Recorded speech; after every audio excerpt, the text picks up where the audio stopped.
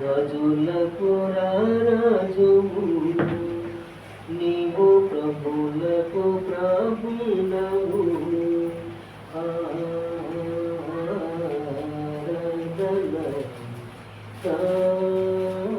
యేసయ్యకి,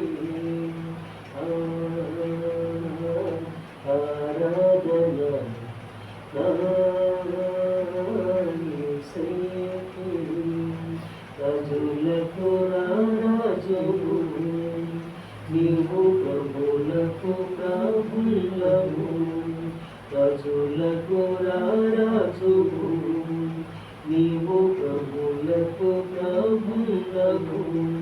నీ ముఖము మనోహరమే, నీ పెదవులు దయరసమే. నీ ముఖము మనోహరమే, నీ దయరసమే. నీ ప్రేమిన బంగారమే, నీ సూపిన కనికరమే. నీ ప్రేమిన బంగారమే, నీ సూపిన కనికరమే. ఆరాధన యేసయ్యకి, ఆరాధన యేసయ్యకి.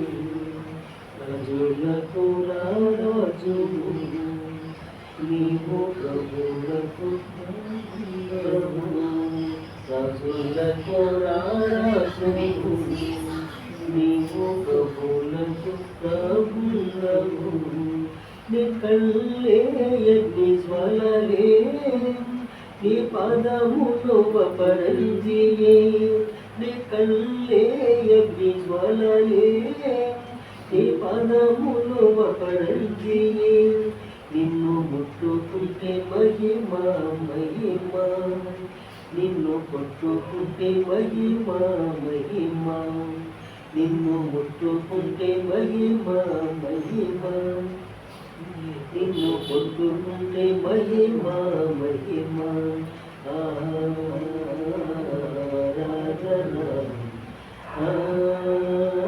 యేసయ్యకి, ఆరాధన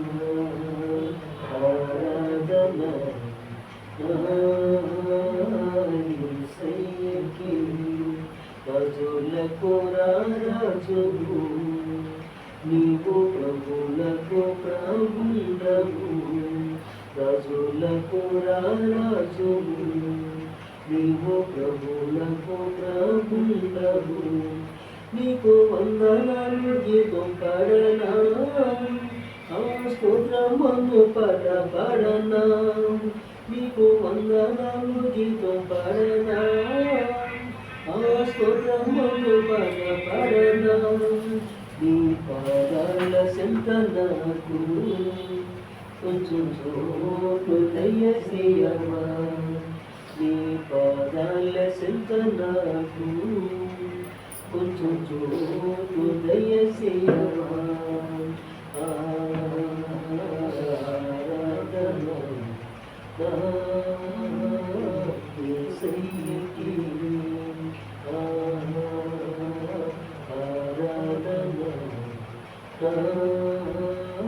యేసయ్యకి. రాజులకు రాజువు నీవు, ప్రభువులకు ప్రభువు. రాజులకు రాజువు నీవు, ప్రభువులకు ప్రభువు.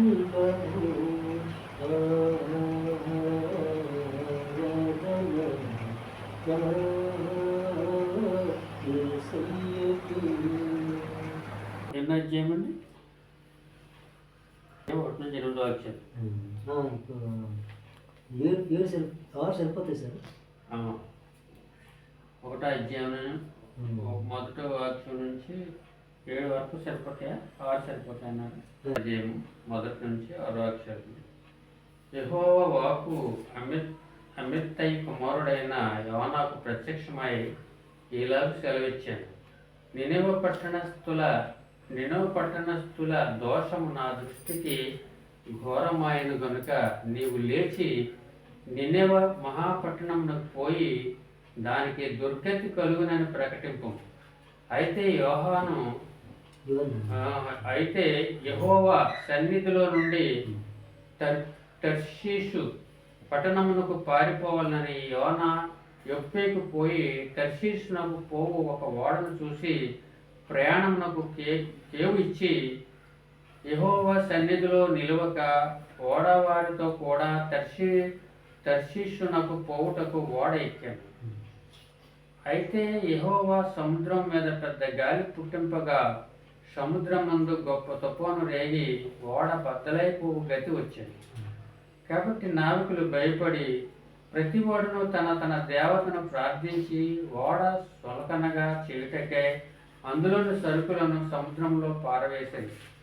అప్పటికి యోనా ఓడ దిగువ భాగమునకు పోయి పండుకొని గాఢ నిద్రపోయి ఉండను. అప్పుడు ఓడ నాయకుడు అతని యొద్దకు వచ్చి, ఓయి నిద్రపోత, నీకేమి వచ్చినది? లేచి నీ దేవుడు ప్రార్థించుము, మనం సావకుండా ఆ దేవుడు మన యందు కనికరించినేమో అనెను.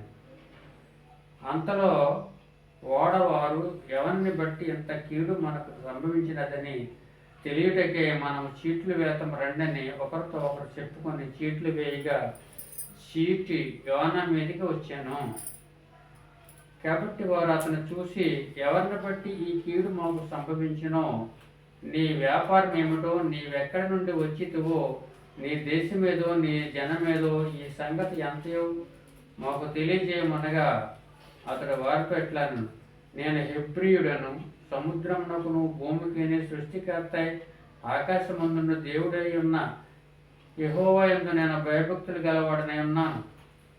తాను యెహోవా సన్నిధిలో నుండి పారిపోతున్నట్టు అతడు ఆ మనుషులకు తెలియజేసి ఉండను కనుక వారు ఆ సంగతి తెలుసుకొని మరింత భయపడి, నీవు చేసిన పని ఏమని అతన్ని అడిగిరి. అప్పుడు వారు, సముద్రము పొంగుతున్నది, తుఫాను అధికమవుతున్నది, సముద్రం మా మీదకి రాకుండా నిమ్మళించినట్లు మేము నీకేమి చేయవలని అతను అడుగుగా, యోనా, నన్ను బట్టి ఈ గొప్ప తుఫాను మీ మీదకి వచ్చినని నాకు తెలిసి ఉన్నది. నన్ను ఎత్తి సముద్రంలో పడవేడి, అప్పుడు సముద్రం మీ మీదకి రాకుండా నిమ్మళించినని అతను వారితో చెప్పాను. సరే అండి, సరిపోతాయండి. సరే సార్. ప్రభునందు మాస్టర్ గారికి, తల్లి గారికి ప్రత్యేకంగా తెలియజేస్తూ, మరి విజయ్ కుమార్కి ప్రత్యేక ఆశయం తెలియజేస్తూ, దేవుడు మన దేశం గొప్ప సమయపడి దేవుని ప్రత్యేకంగా తెలియజేస్తుందండి. ఇంతవరకు దేవుడు మహాకృషాలు మాకు కాచి కాపులు భద్రపరిచి ఆయన సన్నిధిలో విధంగా నిలబెట్టుకొని దేవుని ఆరంభించడం దేవుడు ఇచ్చిన గొప్ప సమయాన్ని మరోసారి దేవుని ప్రత్యేకంగా తెలియజేస్తూ, ఇక్కడ వచ్చిన మాట మనం చూస్తాం, గొప్ప మాట మనం చూస్తున్నామండి. దేవుని యొక్క మాట మనం చూసినప్పుడు, యోనా గ్రంథంలో మనం చూసినప్పుడు, యోనా అనేటి వాడు ఒక దైవసేవకుడు. అతను పాస్టర్ గారు అనగా దేవుని ఒక మాట తీసుకొచ్చి భూలోకి అందించేవారు ఎవరంటే పాస్టర్ లేక ప్రొఫెట్ అంటారండి. అతను మధ్యవర్తి. ఎందుకంటే దేవునికి మానవునికి మధ్యగా ఉండి దేవుని మాటలు ఏదైతే దేవుడు ఇస్తారో తీసుకొచ్చి పెంచేవాడు ఎవరంటే ఒక సేవకుడు. కాబట్టి యోనాతో ఏమన్నాడు దేవుడు, యోనా, మరి నేనే పట్టున దృష్టి ఘోరంగా కనపడ్డది, కాబట్టి నువ్వు వెళ్ళి నువ్వు వాటికి మీ దొరికత పడుతుందని చెప్పి నువ్వు చెప్పని దేవుడు చెప్తే, మరి దేవుని మాట వినవద్దండి, విన్నాడు. కానీ ఏం చేశాడు, వచ్చినప్పటికీ ఇక తెరిచేసి వచ్చిన పట్టణం వచ్చిన మహాపట్నం వచ్చినడికి అక్కడ తెచ్చిపోయే వాడ సిద్ధంగా ఉంది. నేనే పట్టణంకి వెళ్ళి వాడ రావడం ఆలస్యమైంది. ఇంకా అమ్మో అప్పుడున్న ప్రజలు చాలా పొగరమూతులు చెప్తున్నాడు, చంపేస్తారో నా బతుకులో దేవుడు చెప్తాడు, కానీ బాబు నేను కదా అని చెప్పి ఇస్తారండి. దేవుని మాట వ్యతిరేకించి ఇస్తారండి. చర్చికి వాడకి ఎక్కిపోకుండా మళ్ళీ ఇచ్చాడు, అడుగు బాగా పడుకున్నాడు. అంటే అర్థం ఏంటంటే ఇంకెవరు చూడనుకున్నాడు. కానీ దేవుడు ఆకాశం ఎత్తంతో దేవుడు తెలుసు, పాతాళం లోతంతో దేవుడు తెలుసు. నరునికి మరి తేడా కనపడే సాధారణంగా ఉంటాడు. ఏమంటాడంటే, నువ్వు ఆకాశం ఎంత ఎత్తుందో నాకు తెలుసు అంటాడు, ఈ యొక్క పాతాళంలో కలుపుతుందో ఎంత రోజు నాకు తెలుసు అంటాడు. నరు హృదయం మరి ఘోరం నాకు బాగా తెలుసు కదా అంటాడు సామెతలో సులభరాజు.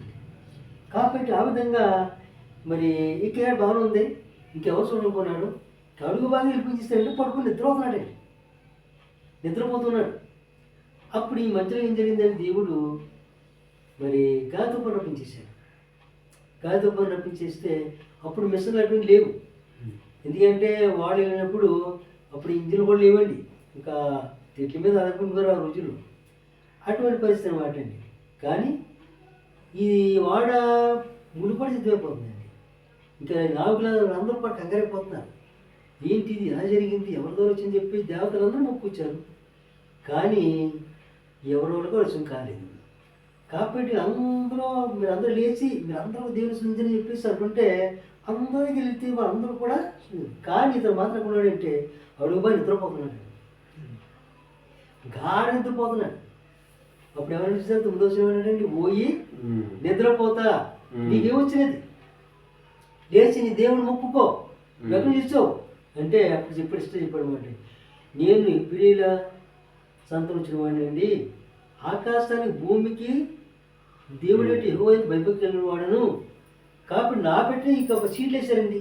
సీట్లు వేస్తే కూడా ఎవరి సీట్ వచ్చింది, యోన మీదకి వచ్చింది. కాబట్టి వెంటనే వేసారండి. ఇంకా మరి ఎవరి మీదకి వచ్చింది, ఏం చేయమని అంటే నా వల్ల సీట్ మీద వచ్చింది కాబట్టి మీరు నన్ను తీసుకెళ్ళిపోయి ఈ సముద్రం పడేమన్నాడు. అక్కడికి చాలా ప్రయత్నం చేశారు, లంగర్లు వేసి తిట్లు వేసి ఎంతో వాటర్ తెరిచారు, ఎంతో ప్రయత్నం చేశారు, అవ్వలేదండి. కాబట్టి ఈ యొక్క నిరపరాధిని మేము సముద్రం వేస్తున్నాం, మా పాపం మీద అనుకోని చెప్పి వేసారంటే వాళ్ళు వేశారు. కానీ మరి దేవుడు వేసారంటే ఒక మత్స్యాన్ని తిమింగలం అప్పచెప్పాడు. తిమింగలమా సేవకుడు వాడు, కాబట్టి అతను మింగు కానీ జీర్ణం చేసుకోకు, తర్వాత నేనే పట్టడానికి కానీ కక్కే అని చెప్పని కడుపులో దోస్తుంది 3 రోజులు. ఇదేమి తిమింగలం. తిమింగలం అనేది తెలుసు కదా, పెద్ద చేప అనమాట. ఎందుకంటే సముద్రం చాలా పెద్ద చేపలు ఉంటాయి, పీతలు కూడా పెద్ద ఉంటాయండి. ఒక పీత అయితే వాడిని కత్తిరించేసిందంట, అలా వెళ్తే వాడిని 2 ముక్కలు చేసిందంట. అంటే అంత భయంకరమైన. ఈ మధ్యలాగా 3 కూడా అతను కడుపులో ఉన్నాడు, తిమింగలం కడుపు ఉన్నాడు. తర్వాత అప్పుడు ప్రార్థన చేస్తున్నాడు అన్నమాట, నాయనా అప్పుడు ప్రార్థన చేశాను. ఆ ప్రార్థన దీవించి ఆలోచించాడు.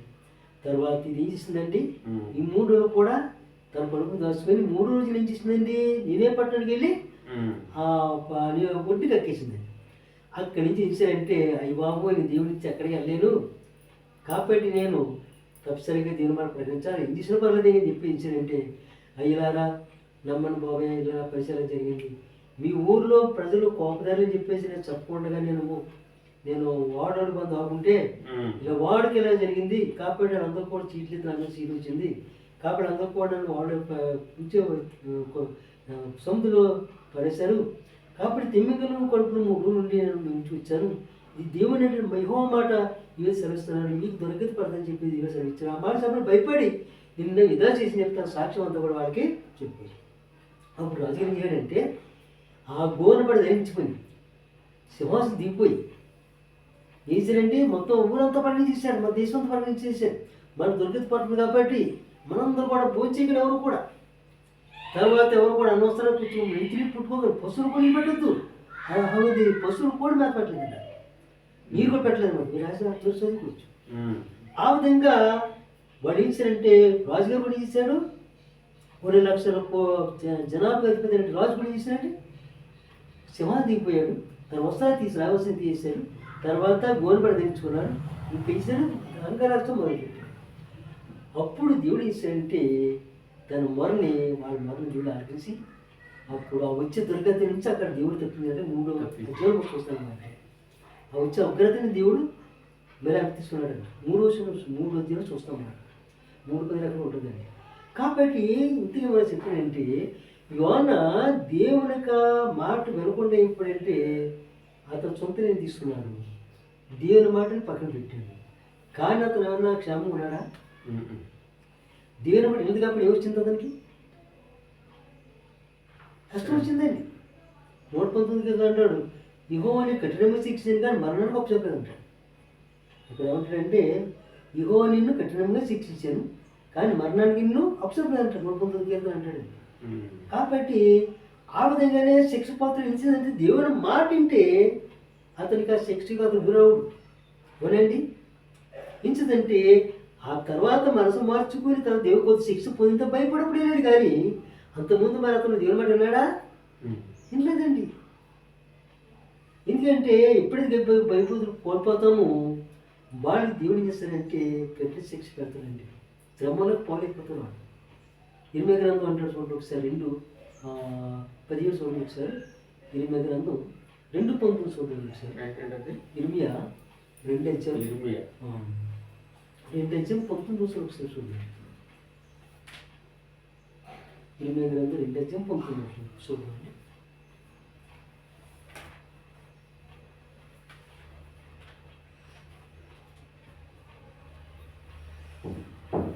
దేవుడిని యెహోవాను విసర్జించుటయు నీకు నా ఎడల భయభక్తులు లేకుండాటయు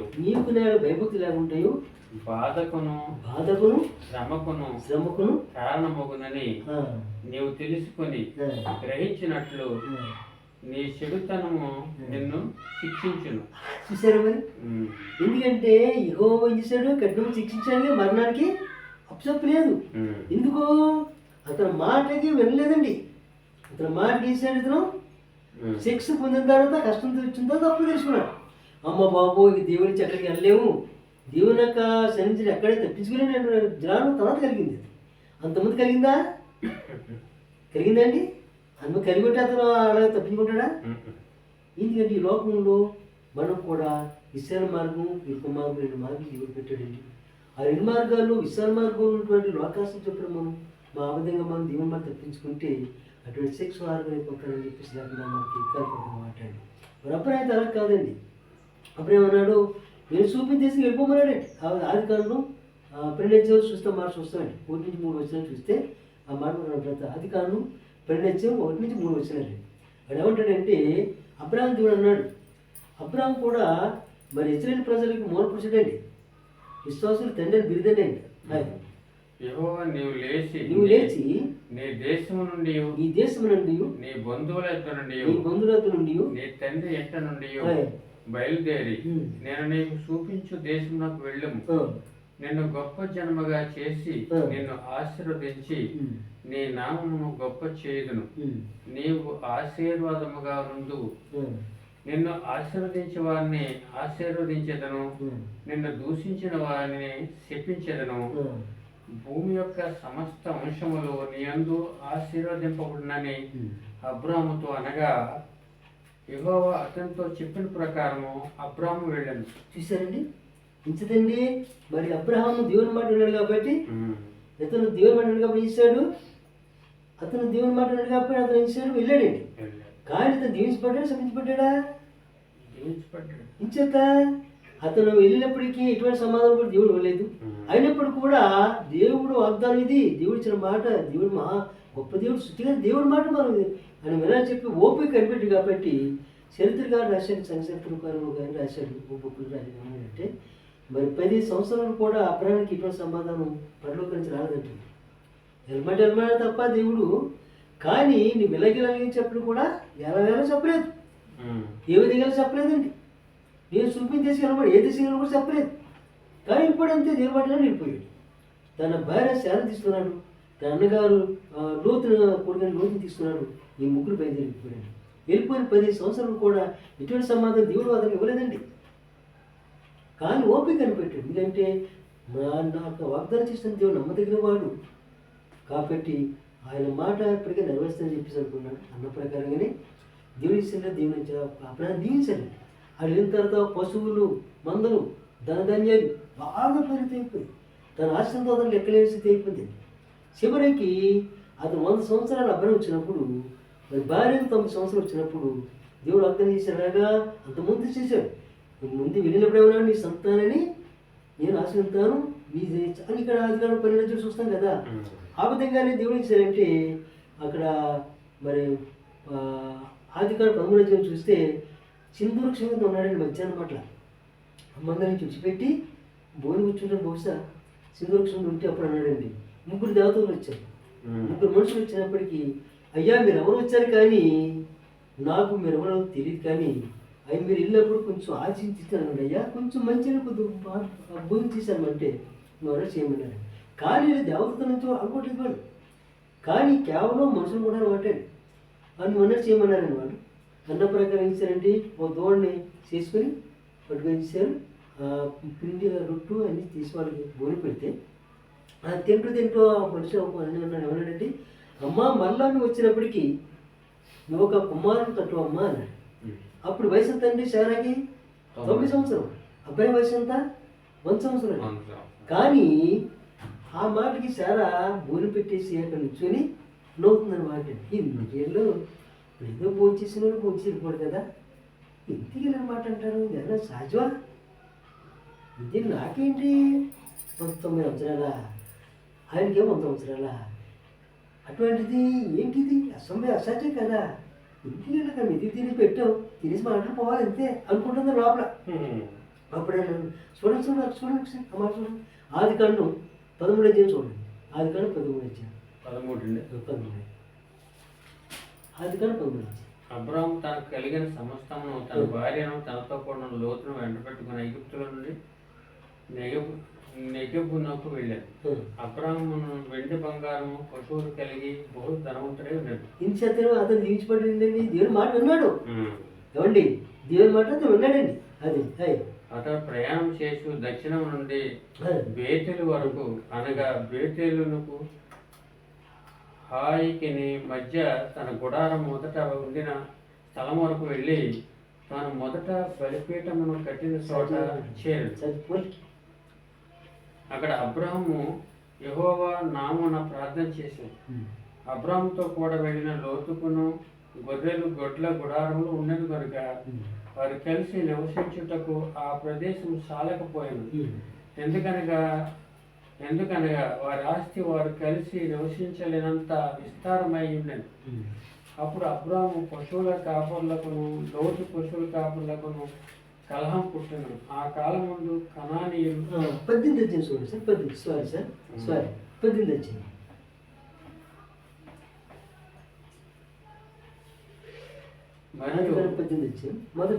మరియు మమ్రే దగ్గరనున్న సింధూర వనములో అబ్రహాము ఎండవేళ గుడారపు ద్వారం ముందు కూర్చుని ఉన్నప్పుడు యెహోవా అతనికి కనబడెను. అతడు కన్నులెత్తి చూసినప్పుడు 3 మనుషులు అతని ఎదుట నిలబడి ఉండేది. అతడు వారిని చూసి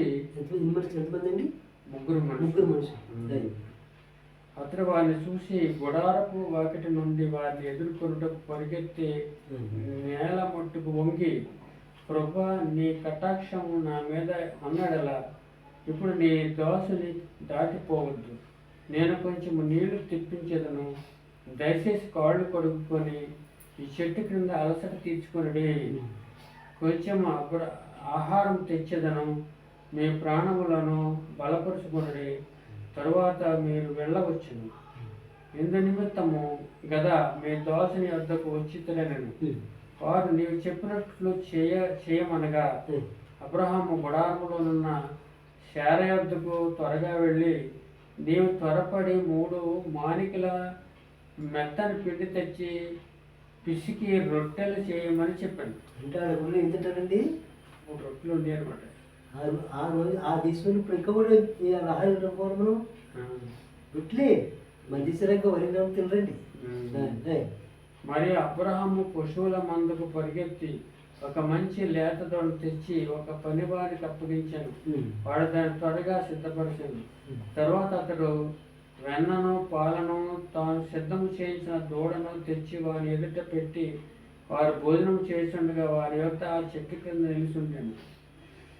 వారు అతనితో, నీ భార్య అయిన శారా ఎక్కడుందని అడుగా అతడు, ఇదిగో గుడారంలో ఉన్నదని చెప్పాను. అందుకే ఆయన, నీ మీదికి ఈ కాలమున నీ వద్దకు నిత్యముగా మరలా వచ్చేదను. అప్పుడు నీ భార్య అయిన శారాకు ఒక కుమారుడు కలుగునని చెప్పాను. శారా ఆయన వెనుక నుండిన గుడారపు ద్వారం ముందు నిలుచుండెను. అబ్రహామును శారాయను బహుకాలం గడిచిన వృద్ధులై ఉండేది. స్త్రీ ధర్మము శారాకు నిలిచిపోయేది కనుక శారా, నేను బలము ఉడికిన దానైన తరువాత నాకు సుఖము కలుగున, నా యజమానుడును వృద్ధుడై ఉన్నాడు కదా అని తనలో నవ్వుకొనింది. అంతటా యెహోవా అబ్రాహాముతో వృద్ధురాలైన నేను నిత్యముగా ప్రసవించదునా అని శారా నవ్వనేల. యెహోవాకు అసాధ్యమైనది ఏదైనా ఉన్నదా? మీదటికి ఈ కాలమున నిర్ణయ కాలముందు నీ వద్దకు తిరిగి వచ్చాను, అప్పుడు శారాకు కుమారుడు కలుగుననెను. దర్శనం సరిపోవచ్చు, తర్వాత మీరు చదువుకోండి. కాబట్టి ఏం జరిగించారో వీళ్ళ యొక్క అన్న ప్రకారంగానే ఈ అమ్మాయి నవ్వుతుంది. ఎవరండి ముసలి 9 స్త్రీ నవ్వుతుంది. నవ్వుతుంది ఎవరైనా నవ్వద్దమ్మా, ఇహో అసాధ్యమైన ఏదైనా ఉన్నదా అంటే అర్థం ఏంటి? సరే అర్థం ఏంటండి అంటే సమస్తం కూడా ఆయనకు సాధ్యమే అండి. ఆ ప్రకారంగా నవ్వలేదు అంటుందండి, అబద్ధం ఆడుతుంది. అమ్మ నువ్వు నవ్వాము అబద్ధం ఆడుకు, ఏవో ఆశ్రమం ఏమి లేదు, మనుషులు కుమారుడు అంటే వాడు నిర్ణయకాలం వేరు, మన తలంపులు వేరు, అది దేవుని తలంపులు వేరు. అవును కదండి. ఎందుకంటే ఈ మధ్యలాగా చూసింది మళ్ళీ వెంటనే అయిపోతుంది అనుకున్నది. అంత బేగ అవుతుందా? సరస్వతి అవుతుంది. దేవుని యొక్క ఆలోచన వేరు, ఆయన సమయం వేరు, మన సమయం వేరు, మన తలంపులు వేరు. అందుకంటాడండి ఎస్టగ్రంథం అంటాడు, సొమ్మిది అంటాడు, మీ తలంపులు వేరు, నా తలంపులు మీ ఎవరు వంటూ కాన్ఫిడెంట్. కాబట్టి ఆమె దగ్గర ఈ మధ్యలో భార్య తీసుకుని చాలా మరి 60 నుంచి 20 తిరిగిపోరు, అది ఎంతమందికి అసాధ్యమైంది. కాబట్టి నువ్వు ఆగలి ఉంది కదా, ఆగలితో ఉండు, నీకు సంతానం పడుతుంది. ఇంకా నాకు లేదు, ఇంకా నాకు అయిపోయింది అని చెప్పేసి అంటే భార్య పడి వెళ్ళిపోయింది గొడవ కదా. అప్పుడు ఆఖరికి ఇన్స్టెంట్ సంతానం కలిగితే అప్పుడు ఎవరు పుట్టారండి? ఇస్మాయిల్ పుట్టాడు, పెద్ద కుమారుడు. అప్పుడు కొంతకాలం మళ్ళా దేవుడు ఇచ్చాడు తన కాలం నిర్ణయం చేసిన ప్రకారంగా మరి ఆ శారకించి గర్భద్వారం తెరిచాడు. అప్పుడు మళ్ళీ గర్భద్వారం పుట్టినప్పుడు ఎవరు పుట్టారండి? ఆ శారకు ఇస్సాకు పుట్టాడు. అయితే వీళ్ళు పెద్దలు ఎంత ఏం జరిగిందంటే ఇద్దరు కూడా గొడవ పెట్టుకున్నారు, ఇద్దరు కుట్లాడుతున్నారు. ఎవరికైనా సరే తల్లిదండ్రులకి బిడ్డలు ఎదురుకుంటుకోరు కుట్లాడుతుంటే ఎవరికంటే టెన్షన్ ఉంటుంది కదండి. మన అందరం కొట్టుకున్న బాధే మనకి, అవునే కదండి. అటువంటి పరిస్థితుల్లో ఈ యాగ నీకు దాసి సంతానం తీసుకెళ్ళిపోయిను, ఈ పిల్లల్ని కూడా పంపించే బయటికి, నా కొడుకు కొట్టేసింది, కొట్టేస్తాను పోతే అంతా అడిగాని ఆమె పంపించమంటే ఏం జరిగిందంటే భార్య నా మగని చెప్పేసారంటే ఈ శానా ఆమె తీసుకెళ్ళించారంటే ఇస్మాయిల్ తీసుకెళ్ళించారంటే ఒక ఎడారిని తీసుకెళ్ళిపోయించారని దీనికి అక్కడ వచ్చేసింది. అప్పుడు అమ్మ మరి ఇక నీళ్ళు కాబట్టి నీ బిడ్డ కొంచెం జాగ్రత్త ఉండని చెప్పేసి చుట్టూ వచ్చేస్తుంటే అప్పుడు నీళ్ళు పట్టించినంత బాగున్నాడు కుర్రోడు, నీళ్ళు అయిపోయింది. అయిపోయిన తర్వాత అప్పుడు ఈ పసిపెట్టి ఏం చేయాలి బాబు అని చెప్పి ఏడుతుందండి. ఏడుతుంటే అప్పుడు దేవస్వరం ఇచ్చిందంటే అమ్మ నువ్వు ఏడుతూ, ఎందుకంటే నీ కుమారుడు అబ్రహాము సంతానం కాబట్టి ఆ శరీరం ఆ రక్తంతో పుట్టాడు కాబట్టి ఆ సంతానం కూడా జీవితాను మన చోట నీళ్ళు తెచ్చుకోమంటే వెళ్ళి నీళ్ళు ఉన్నాయండి. ఆ నీళ్ళు పెట్టించి పిల్లలు బతికించుకోండి. ఆ సంతానం ఈనాడు ఈ పని తీస్తారు, గర్భ తీస్తారు, ఇరాన్ ఇరాక్ రసిపెట్టింది మొత్తం పని తీస్తారు. మొత్తం ఆయన తీసారు కూడా ఈనాడు ఆగర్ సంతానం ముస్లింలు. కానీ ఇస్సాకు నుంచి వచ్చినవాడు వారు యేసుక్రీస్తు, సొంత భార్య వచ్చినవాడు వారు యేసుక్రీస్తు. సొంత భార్య వచ్చిన కొడుకు ఎవరంటే ఇస్సాకు. ఇస్సాకు ఎంతమంది కొడుకులు? ఇస్సాకు ఎంతమంది కొడుకులండి? ఏసావు, యాకోబు. ఏసావుని దేవుడు కొట్టేశాడు, దేవుడు లెక్క పెట్టుకోలేదు. మరి యాకోబుని దేవుడు ఆశ్రయించాడు. ఆ యాకోబు ఎంతమంది కొడుకులు? ఎంతమంది కొడుకులండి? 12 మంది. అంతమందిలో యేసేపుని దేవుడు అనిపించుకున్నాడు, అందులో వచ్చినవాడు వారు యేసుక్రీస్తు. ఆ విధంగా మరి దేవుడు ఇచ్చారంటే అబ్రహాన్ని దేవుడు ఆ విధంగా జీవించాడండి. కాబట్టి ఇప్పుడు ఇంకా కూడా అందుకే మరి ఇస్మాయిల్కి ముస్లింకి మనకి మన ఈ క్రైస్తవులకి వారికి గొడవలు ఇంకా జరుగుతూ ఉంటాయండి, గుట్లాట ఆడుతూ ఉంటారు. ఇప్పుడు మనకంటే తెలియదు కానీ బాగా పెద్ద కొడితే మనకు పాకదు. ఇస్రాయేలీలకి పలస్తీనాకి పడదండి ఎప్పుడు గొడవలు వాళ్ళు. ఎందుకు? ఇది ఎవరు తప్పిదం అనుకోవాలి మనం?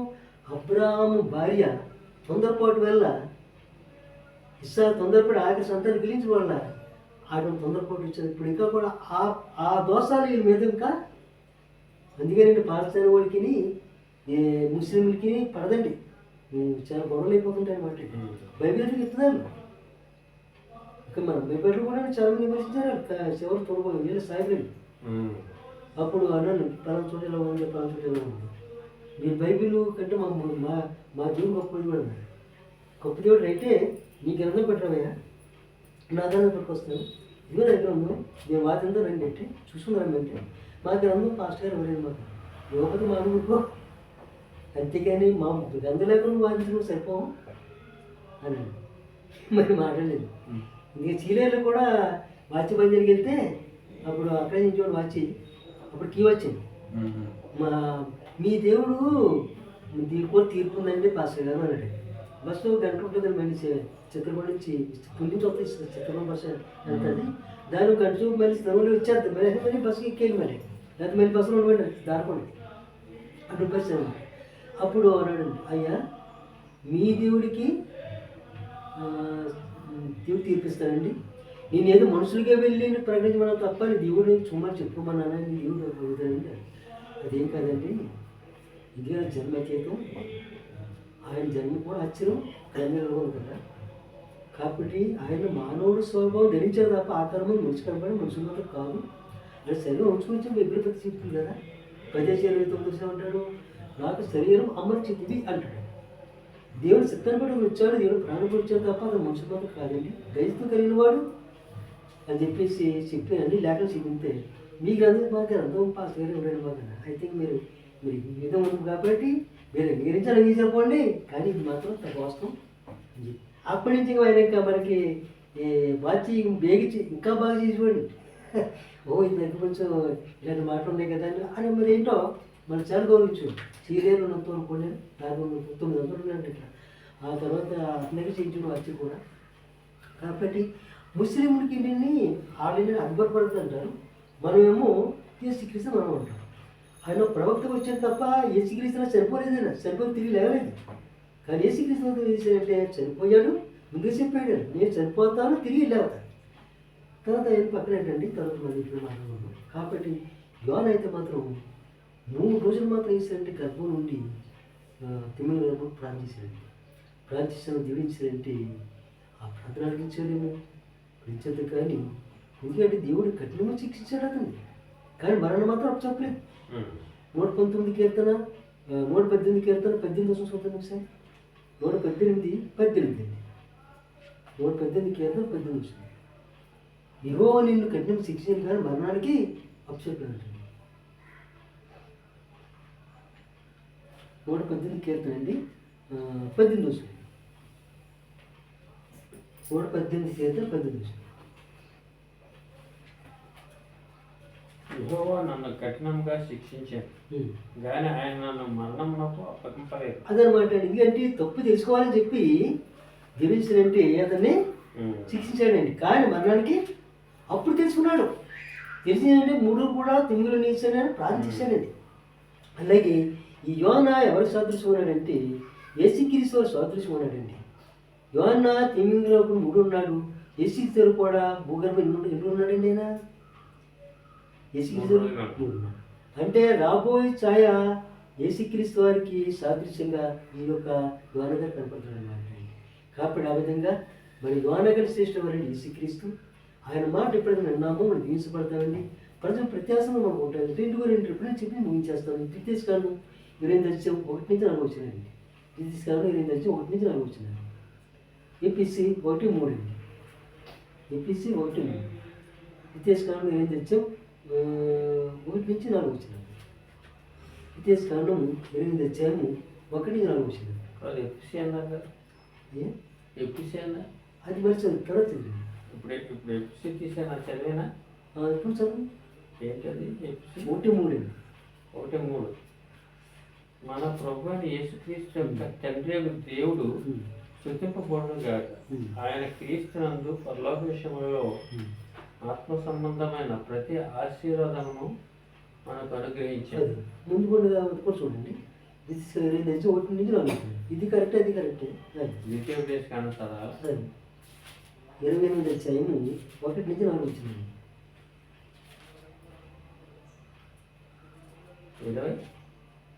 28 అండి, 28 వచ్చి 1 వచ్చింది. 1:4. నీవు నీ దేవుడిని యెహోవా మాట శ్రద్ధగా విని నేడు నేను నీకు ఆజ్ఞాపించుచున్న ఆయన ఆజ్ఞలన్నింటినీ అనుసరించి కొన్నింటిని కాదు అన్ని నడుచుకునేలా నీ దేవుడిని యెహోవా భూమి మీద ఉన్న సమస్త జనముల కంటే నిన్ను హెచ్చించడు. అంటే అదేంటి, అదే మాట 14 ఉంటుంది, మీరు చదువుకోండి. తలగా నిమిస్తాడు కానీ తోక నియమించడంటాడు. 14 చూద్దాం, 16 చూస్తే అంటాడు, ఇగో నేను తలగా నియమించను కానీ తోక నియమించడంటాడు. పైవాని ముందు కానీ కింది వానిగా ఉన్నాడు. చదువు. నేను ఆజ్ఞాపించిన ఆయన సమస్త ఆజ్ఞలు కట్టలను నీవు అనుసరించి నడుచుకుని కొనవాలని నీ దేవుడిని యెహోవా సెలవిచ్చిన మాట వినేడలా నీ శాపములను నీకు సంభవించు. పట్టణంలో నీవు శపింపబడు. ఇచ్చేదండి సరే, నేను నోటి చెప్పాను, చదవకలేదు. ఇది 4 వచ్చిన చదివండి.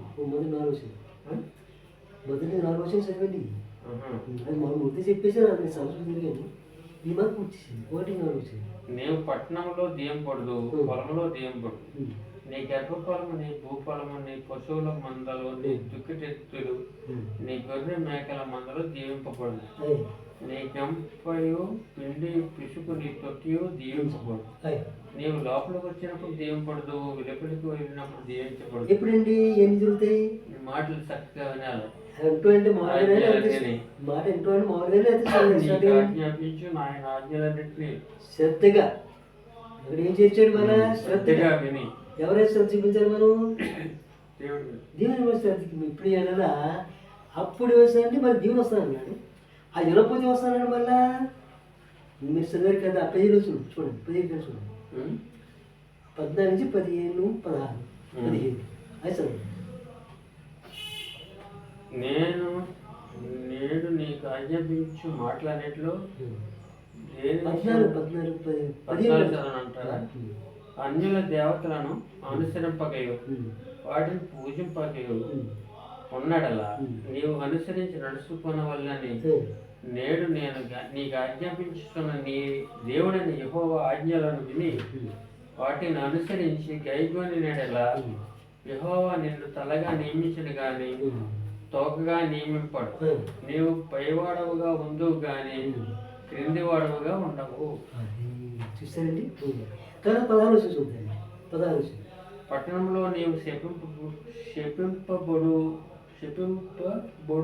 15 నేడు నీకు ఆజ్ఞాపించు ఆయన సమస్తమైన ఆజ్ఞలను కట్టడలను నీవు అనుసరించి నడుచుకొనవలెనని నీ దేవుడిని యెహోవా సెలవిచ్చిన మాట విననేడలా ఈ శాపములను నీకు సంభవించు. ముందే వింటేనేమో ఎన్నిచ్చాడు, శాపములన్నీ నీకు సంభవిస్తాయి. పట్టణంలో నీవు శపింపబడదు, పొలంలో నీవు శపింపబడదు. నీ గంపయు పిండి పిసుకు నీ తొట్టియు శపింపబడదు. నీ గర్భఫలము, నీ భూమి పంట, నీ ఆవులు, నీ గొర్రె మేకల మందలు శపింపబడదు. నీవు లోపలికి వచ్చినప్పుడు శపింపబడదు, వెలుపలికి వెళ్ళినప్పుడు శపింపబడదు. చూసారా? ఇంటి వల్ల ఎంత మీరు ఉంది, ఇంటి ఎంత కీడు. చూసారా? మంచిదంటే దేవునికి వాక్యం అన్ని చేస్తాండి, మనల్ని దీవించగలదు, శపించగలదు. ఏమండి? అది తర్వాత మనం రక్షించగలదు, శిక్షించగలదు. ఏమండి? నమ్మి బాధ్యత పొందిన రక్షింపడి నమ్మిన వారికి శిక్ష. తర్వాత దేవుని వాక్యం జీవింపగలదు, మరణింపజేయగలదు. దేవుడు నరకాన్ని పంపించగలదు, మోక్షాన్ని కూడా పంపించగలదు. నరకాన్ని పంపించగలదు, నరకాన్ని కూడా పంపించగలదు. ఎందుకంటే దేవునికి వాక్యం రెండొంచు కట్టుబడి మాట్లాడాలి. కాబట్టి ఆ వాక్యాన్ని ఎప్పుడు జాగ్రత్తగా మనం గమనిస్తుండాలి.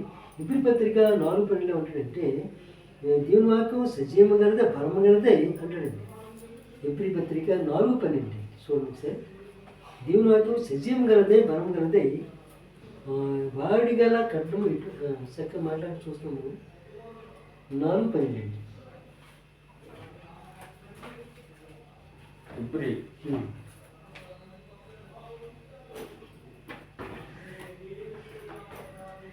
15 12. ఎందుకనగా దేవుని వాక్యము సజీవమై బలము గలదై రెండంచులు గల ఎటువంటి ఖడ్గము కంటేను వాడిగా ఉండి. అంటే భూలోకం అంటే ఖడ్గానికి అంటే ఇది ఎటువంటిదండి? మహాపదులు మాట అండి. ఈ ఖడ్గాన్ని ఒకటే పక్క ఉంటుంది, దీని ఎలా కాదు, రెండంచులు. చదవండి. ప్రాణాత్మలను కీళ్లను మూలుగను విభజించినంత మటుకు దూరును. దూరుచు హృదయం యొక్క తలంపులను ఆలోచనలు శోధించుచున్నది.